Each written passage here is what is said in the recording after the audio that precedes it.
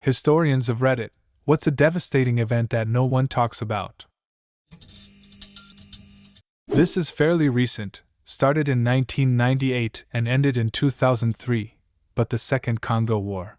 It's the deadliest conflict since WWII with about 5.4 million deaths, a vast majority of them due to malnutrition and disease. Edit. Yeah, a lot of African history is overlooked, so here are a few more 20th century African conflicts to look into if you are interested. Boer Wars, Mau Mau Uprising, Rhodesian Bush War, First and Second Liberian Civil War, Sierra Leone Civil War, Angolan Civil War, First and Second Sudanese Civil War, Somali Civil War, Eritrean Ethiopian War, Congo Crisis, Nigerian Civil War. Leprosy colonies of Hawaii. People who were diagnosed with leprosy were forcibly banished to Kalaupapa to live out the rest of their lives. They were dug graves, had to stand in them, while their families and friends basically had a living funeral for them where they had the dirt thrown on them. They were then pronounced dead to the world and no longer part of the community. This continued through 1969, even after Hawaii officially became a state. Weren't a lot of them also more or less tossed from their boats and made to climb cliffs to even get to the island? I listened to a podcast about this and can't remember exactly. Also, descendants on the island had to fight to keep their homes once leprosy wasn't a threat and people wanted the land to make money. During WWII, the Japanese had invaded the Alaskan island of Attu. On the island was the village of Attu where the Aleutian tribe had lived for centuries. The only non-natives were the wife's schoolteacher and priest husband, who were elderly and beloved by the townspeople. The husband was shot in front of his wife by the Japanese. After that, the Japanese loaded the native population onto ships back to Japan, where they worked in POW camps where many died from disease and execution. The Japanese saw them as lower than soldier POW and almost subhuman because they didn't fight back and thus treated them horribly. When the war ended, only a handful of the native population survived and they went back home only to find their village burned down. They left the island and it now remains uninhabited basically, driving the Attu tribe to extinction. Years later, the Japanese left a peace monument on the island in honor of the American and Japanese soldiers that died there, but have yet to apologize to the descendants of the Attu tribe they destroyed. Cambodian genocide. They killed so many kids that the life expectancy was 18. A not-so-fun fact: the Khmer Rouge insisted their soldiers killed them with only blunt instruments, as they wanted to make sure they saved money on ammunition, so no guns.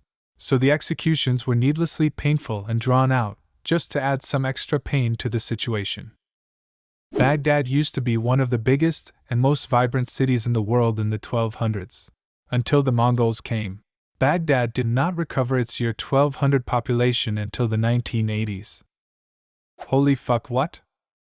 Seriously, Mongols absolutely destroyed the Middle Eastern societies at the time. It wasn't even a fight. They just went from city to city with the siege knowledge they had acquired from invading China and destroyed them.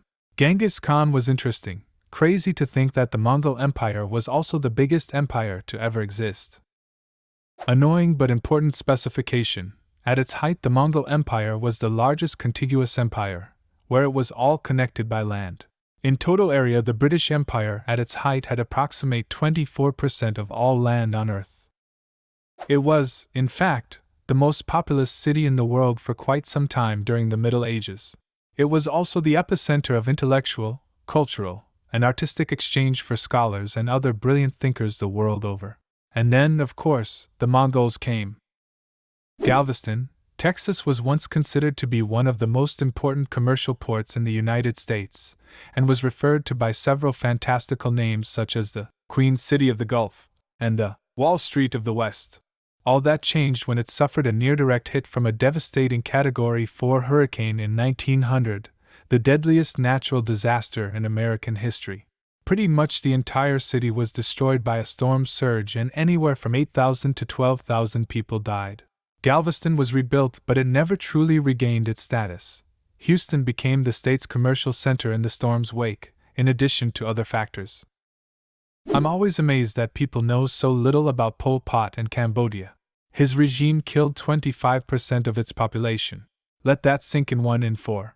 If you were educated, you were first killed. When my mom was in college, she had a Cambodian classmate who was studying with her while his wife and child stayed in Cambodia. When shit started going down, he insisted on returning to Cambodia to get his family out. My mom begged him not to go, and my dad, who was dating my mom at the time and had returned from serving in the Vietnam War just a few years earlier, even offered to go instead to try to get them out. He went anyway.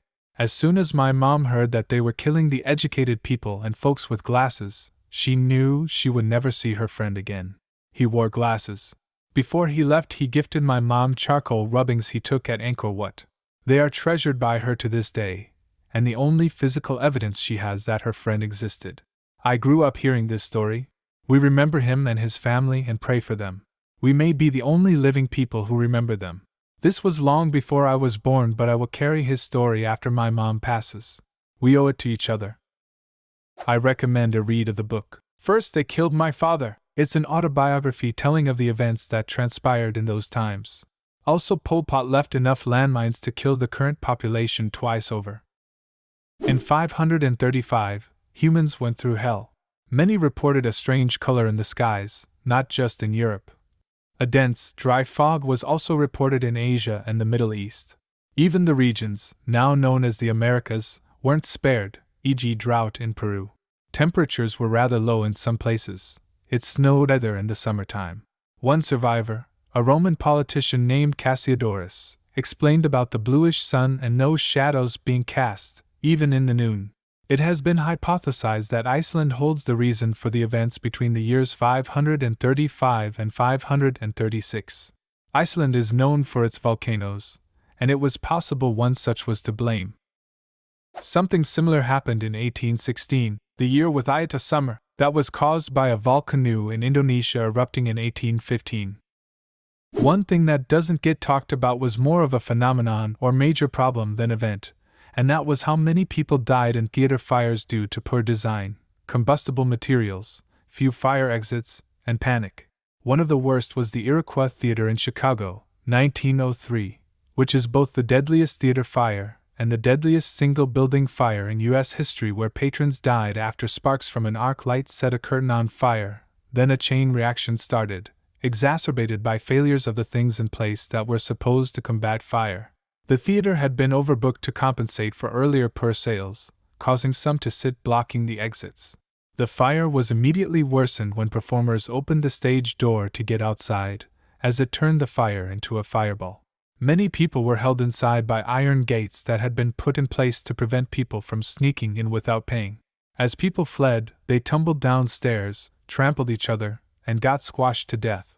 Their unfamiliarity with the building got them stuck in dead ends and up against windows.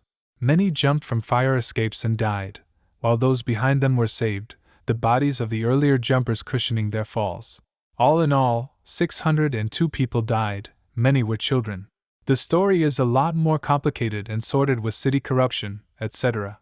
The one takeaway is the incident promoted the development and use of the panic bar. The Andijan massacre of 2005 in Uzbekistan. It is the largest mass shooting in Asia since Tiananmen Square, with over 1,000 killed and even more wounded.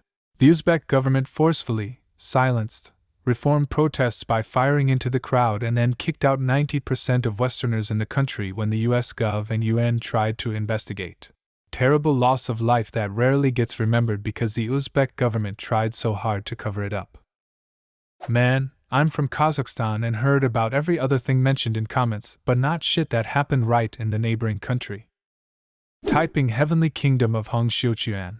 Put simply, it was an usurped kingdom in 1850s China that directly and indirectly led to the deaths of millions, maybe 10 million plus, of people through massacre and famine.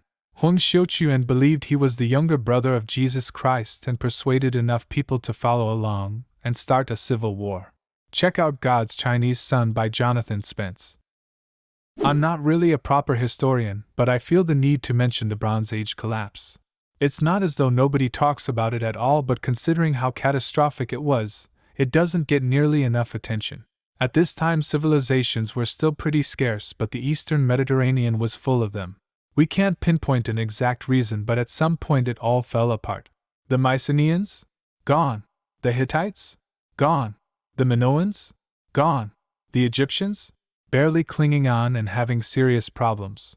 There are many things that happened around that time in that general area that could be the culprit: volcanoes, earthquakes, drought, famine, war, and invasions from foreigners that came by boat that historians have named the Sea People because we have basically no idea where they came from. In reality, it was probably a combination of some, or even all of them. The Hittites are especially interesting since we had no hard evidence for them till the 19th century. The only mention of them was the Bible, and people thought there was no way a nation as powerful as described could just up and vanish, so it had to be mythological. The lo and behold big old Bronze Age empire. What exactly did archaeologists find to confirm their existence? They found massive underground cities in central Turkey. The cities were forgotten and rediscovered in the 20th century. Do you have a similar story? Leave a comment and subscribe to the channel if you want to see more videos like this one.